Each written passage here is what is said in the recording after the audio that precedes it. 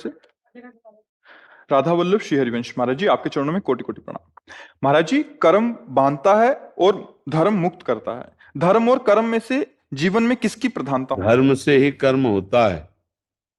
जो धर्म पूर्वक कर्म होता है वो मुक्त करने वाला होता है। जो धर्म विरुद्ध कर्म होता है वो बांधने वाला होता है। कर्म दोनों में होते हैं। एक धर्म पूर्वक कर्म होता है और एक धर्म विरुद्ध अधर्म पूर्वक कर्म होता है। ऐसा नहीं कि कर्म धर्म कुछ अलग है। धर्म पूर्वक कर्म होना और धर्म के विरुद्ध कर्म होना। तो विरुद्ध कर्म जो धर्म के होता है वो बांधने वाला होता है, और जो धर्मयुक्त कर्म होता है वो फल प्रदायी होता है। और जो धर्मयुक्त कर्म को भगवान को अर्पित कर दिया जाता है वो कर्म योग बन जाता है, भगवत प्राप्ति का संयोग बना देता है। आप समझ पा रहे? तो धर्म विरुद्ध कर्म ना करे जो बांधने वाले होते हैं। धर्म विरुद्ध कर्म कौन है? जिसमें शास्त्र में निषेध किया गया है। तस्मात् शास्त्रम प्रमाणम ते कार्या कार्यो व्यवस्थितो। अब जैसे आपका स्त्री शरीर है, अब आपका परम धर्म है पति सेवा करना, परम धर्म है सास ससुर की सेवा करना, परम धर्म है पुत्रों को सद्भावना से पोषित करते हुए राष्ट्र सेवा भगवत सेवा के योग्य बनाना। ये धर्मयुक्त कर्म है। अब यही आप अपनी अनुकूलता का पक्ष लेकर के और पति विरोध, सास ससुर का अपमान करना, मनमानी आचरण, वो कर्म बांधने वाले हो जाएंगे। अपने धर्म के अनुसार जो कर्म किया जाता है उसमें बहुत बड़ी सामर्थ्य होती है। हम कई बार सुना चुके, अनुसुईया जी ने अपने पति अत्रि जी को भगवान मान करके आराधना की तो भगवान को 6-6 महीने के बालक बना दिए।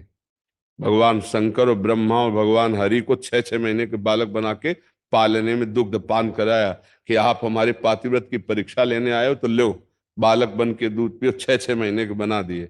धर्म में बड़ी ताकत होती है। आज हमारा समाज धर्म विहीन मार्ग में जा रहा है। अपने अपने धर्मों का त्याग करके मनमानी आचरण हो रहे हैं। आज धर्म की प्रधानता ने धन की प्रधानता है। जहां धर्म की प्रधानता होती है वहां चरित्र की प्रधानता होती है।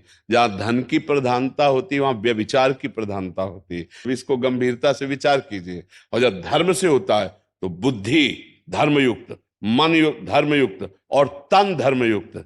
हमारे देश में तन को अधर्मियों ने जब छूना चाहा तो धर्मयुक्त तन वालों ने अपने हाथ से अपने प्राण गवा दिए, लेकिन तन को जिंदा नहीं छूने दिया कि हम अधर्मियों को छूने नहीं देंगे। ये धर्म। अब देखो विचार करके, क्या कोई धन के प्रति धर्म बुद्धि रखता है कि मुझे ये धन जो प्राप्त हो रहा है धर्म से प्राप्त हो रहा है कि अधर्म से प्राप्त हो रहा है?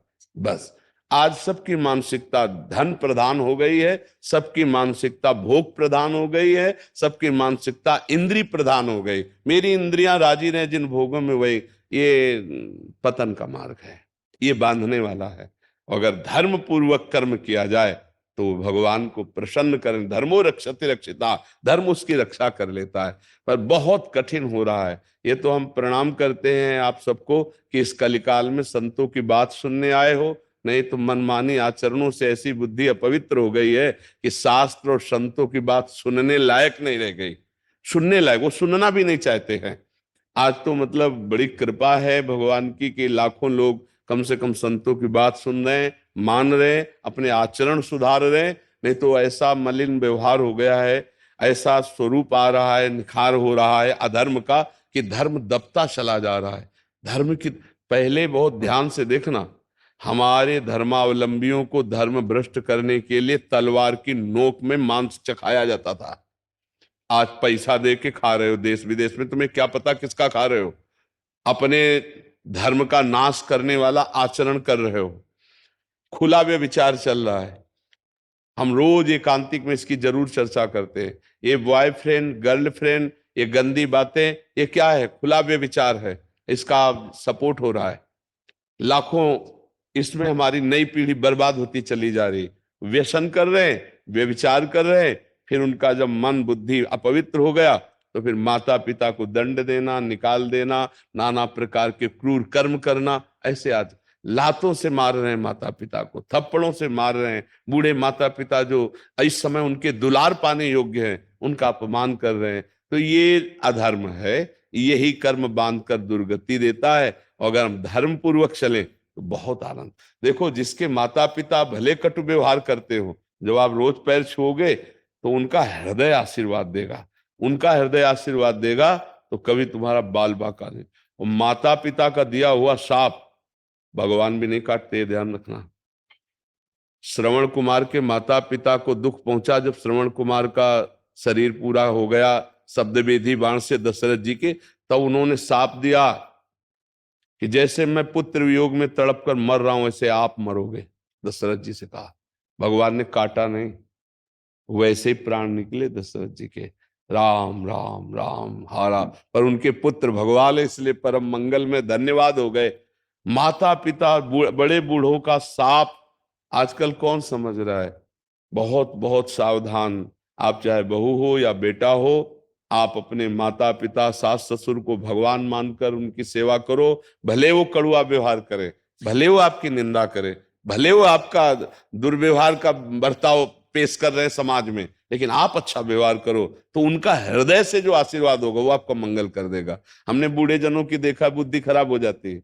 आप चाहे जितनी सेवा करो, आपकी निंदा करेंगे, वो आपको कटु वचन बोलेंगे, और अगर आप सह गए और उनकी सेवा कर गए तो आप बहुत पवित्र हो जाएंगे। कुल परंपरागत लक्ष्मी जो चलती है वो ऐसे लोगों के घर में जागृत होती है।